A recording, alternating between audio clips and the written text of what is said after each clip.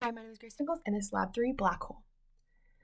To introduce this lab, the purpose of this lab was to find the initial velocity needed to get off the planet and orbit the black hole without crashing into the black hole. Through this, I strengthened my knowledge on how to tie in these formulas and physics concepts to a real-world situation.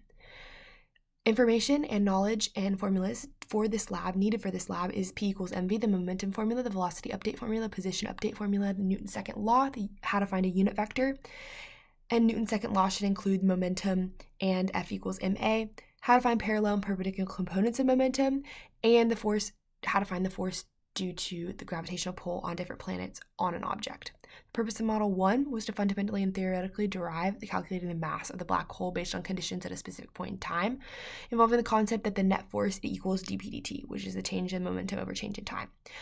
The purpose of Model 2 is more realistic, more accurate depiction of finding the initial speed needed to exit the planet's gravitational effects and orbit the black hole without crashing. In this lab, this system is the spaceship, the surroundings of the planet, the black hole.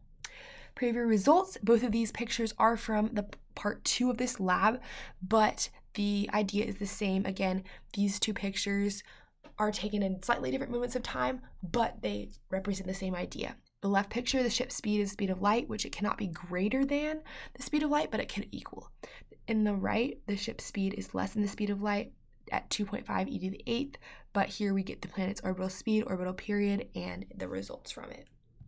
In part 1 of this lab, we're calculating the mass of the black hole so that we can eventually, in part 2, calculate the initial velocity needed to escape the planet's gravitational pull and enter into orbit, close orbit of the black hole without actually crashing. So here we're using the gravitational constant, the star's mass given on canvas, and delta T is found by the number of seconds in an Earth day, 24 hours. On the right picture, we're putting in the initial and final momentum using P equals mv, finding delta v and delta p, just doing final minus initial.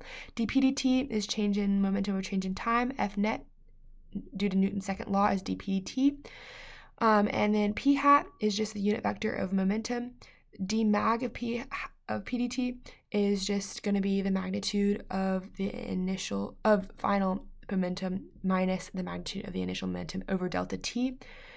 And then the magnitude of the force times the unit vector is just going to be dp/dt equals, so this is the parallel component, which is the magnitude of dp/dt times the unit vector.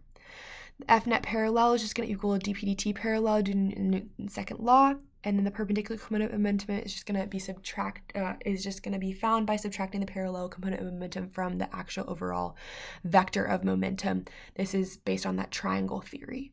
Perpendicular component of net force is equal to the dp/dt's perpendicular component, and the mass of the black hole can be found using FG formula. Aeroscale is just a common value. In part 2 of this lab, again, we're finding velocity needed to not crash into the black hole, but take off from the planet.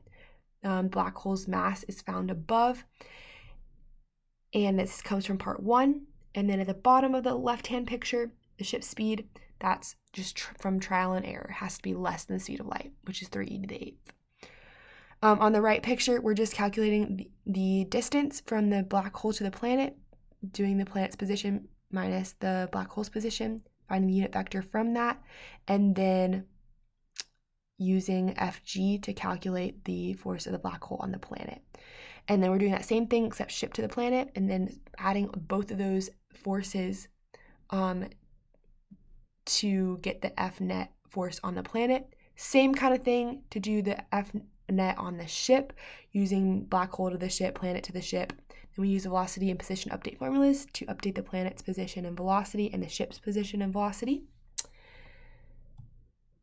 Part 1 relies on the principle that the F net equals dp/dt, or the change in momentum or change in time, which is more theoretical during a moment in time. Part 2 takes into account the changing relationship that the surrounding forces have on the system during the spaceship's movement. It also explores what they would look like in terms of the spaceship leaving the gravitational grasp of the planet and entering a steady orbit or movement closest to the black hole without crashing into it. So part 1, no movement, basically. Part 2, movement. In terms of the discussion, while on paper the net force and change in momentum are equivalent, there are differences. Separating out the net force into components directly tells you the other forces acting on the system. The rate of change in momentum in components generalize the direction and effect of all the forces into simply how the object is moving after the surrounding forces are applied. And those are the necessary formulas. Based on this experiment process, the initial velocity of the spaceship would have to be less than the speed of light, but large enough to excavate the gravitational pull of the planet. Based on trial and error, the initial velocity is 2.5 e to the 8th, worked in this scenario based on those equations. In conclusion, here are the initial conditions, and the possible sources of error are rounding, excluding any force in the space that could slow the movement of the spaceship, and it assumes the spaceship itself isn't producing thrust, and its momentum solely relies on gravitational forces, and the rocket is post-launch. Thank you so much for watching, and I hope you have a great day.